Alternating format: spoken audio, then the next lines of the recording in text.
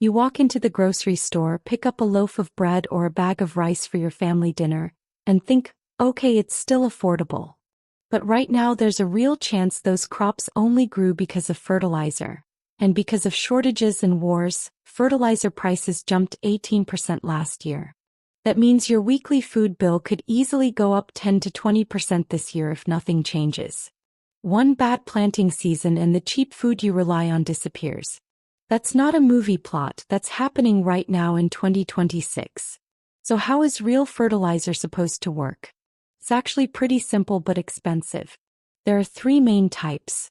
Nitrogen fertilizer is made by taking nitrogen from the air and mixing it with natural gas in giant factories, called the Haber-Bosch process.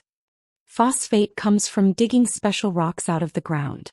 Potash is mined deep underground from ancient salt deposits. All of it needs huge amounts of energy, giant mines, and long-distance ships to reach farmers. Raw materials alone make up 70 to 80% of the total cost. That's why one honest bag costs what it does. It's not cheap to make, mine, or move around the world. Here's where things went wrong. The world population is still growing fast and people everywhere are eating more meat and dairy, which needs way more crops to feed the animals. At the same time, supply got wrecked. Russia and Belarus, big potash and nitrogen suppliers, faced sanctions and export limits after the Ukraine war.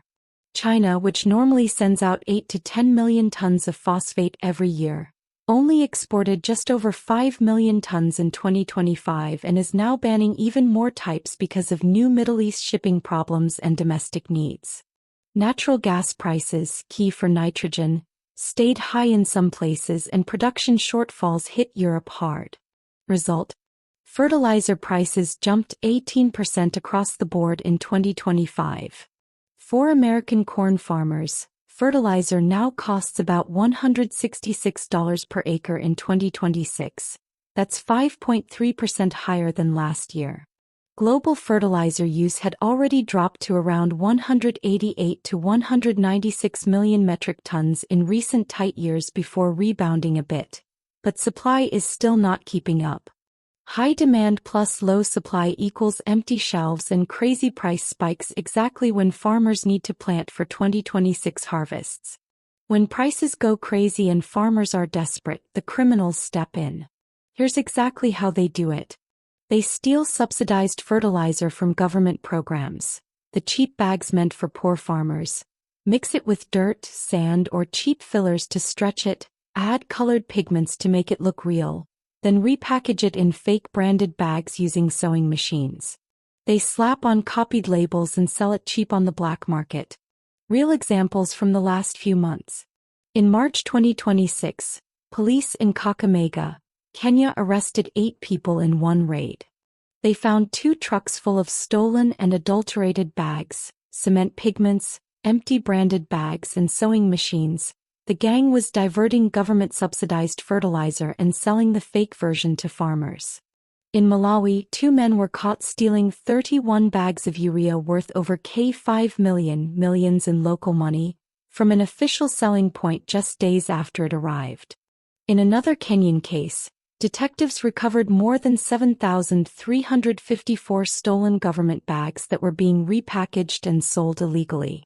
These gangs operate across Africa and parts of Asia, steal, fake, smuggle across district borders, and cash in while farmers get weak crops and dead soil.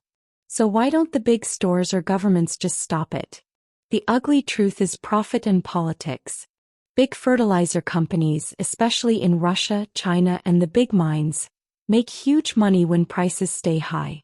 Governments keep giving big subsidies to look good and keep food cheap in the short term, but that creates the perfect opportunity for thieves to steal the cheap bags. Supermarkets and middlemen get to sell affordable food to you so nobody complains too loudly. Everyone wins on paper. Except the honest farmer who ends up with fake fertilizer, lower yields, and ruined soil. The system quietly looks the other way. Luckily, you don't have to stay helpless. Here's exactly how to protect yourself. Always buy from official government or trusted dealers, never roadside sellers. Look for the official seal, like the NCPB seal in Kenya. If it's broken, missing, or looks copied, walk away. Check the bag. Real fertilizer isn't clumpy, wet, discolored, or full of stones. Smell it. Fakes often smell weird. Ask for the batch or production date, not just the expiry. Best tip: get a cheap soil test kit from your local agriculture office before you buy. It tells you exactly what your soil actually needs. You now know the tricks the criminals use, so you won't fall for them. Have you ever bought fertilizer that didn't work? Or noticed your food bill suddenly jumping?